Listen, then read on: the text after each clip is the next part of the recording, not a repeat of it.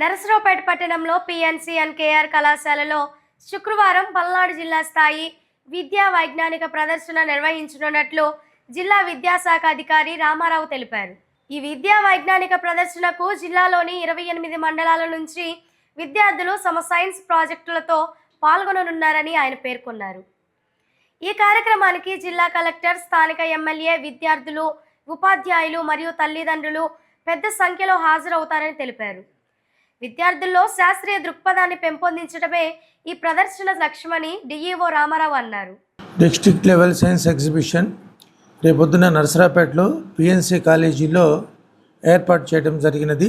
Director SCERT, commissioner of school education, SPD సమగ్ర శిక్ష వారి ఆదేశాల మేరకు మనము మొదటిగా స్కూల్ లెవెల్లో ఈ సైన్స్ ప్రాజెక్టులని కాంపిటీషన్స్ ఏర్పాటు చేయడం జరిగినది. దానిలో విన్నర్స్ని ఫస్ట్ అండ్ సెకండ్ ప్లేస్లో వచ్చిన ప్రాజెక్టులని మండల లెవెల్కి తీసుకురావడం జరిగింది.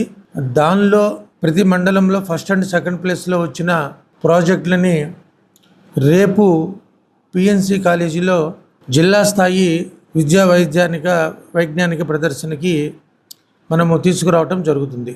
సో ఈ విధంగా 7 థీమ్స్ ఉన్నాయి.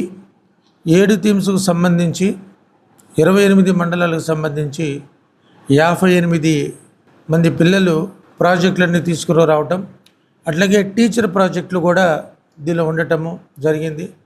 సుమారుగా 140 నుంచి 150 లోపు ప్రాజెక్టులు వస్తాయని ఎక్స్పెక్టేషను. రేపు 10 గంటలకి పిఎన్సి కాలేజీలో మనకి గౌరవ ప్రజాప్రతినిధులు, జిల్లా కలెక్టర్ గారు, ఎస్పీ గారు వీరందరినీ కూడా ముఖ్య అతిథులుగా ఆహ్వానించి వీరి ఆధ్వర్యంలో దీన్ని ప్రారంభ కార్యక్రమము జరుగుతుంది.